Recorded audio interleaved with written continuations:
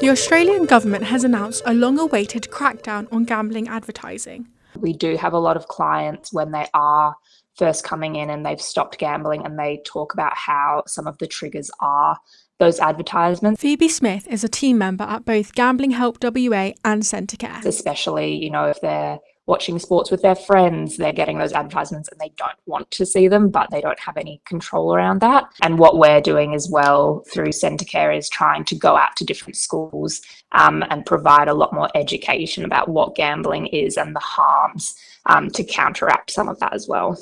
From January 1st, gambling adverts will be restricted on television and radio, as well as being outlawed in sports venues on all players and official uniforms. It's really hard, and a lot of people talk about them needing a lifestyle change, and that shouldn't always just be up to the person. It's good to have these reforms come in to reduce what they're having to do to avoid these triggers. While this reform is a step in the right direction, is it enough? Tinkering around the edges with ads doesn't actually deal with the scale of the issue. Australians are rightfully expecting the Albanese Labor government to actually put their money where their mouth is. Mr. Lachlan Hunter is the Shadow Minister for Racing and Games in WA and reflects on how the reform will affect local communities. As I hear from many people right around the state of Western Australia, people are rightly concerned about the impact of gambling, particularly on younger Western Australians and our vulnerable communities.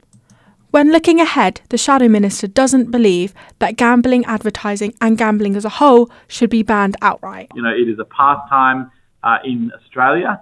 It is part of our culture and who we are as a nation, but we just need to ensure that it is regulated to protect those people who fall through the cracks.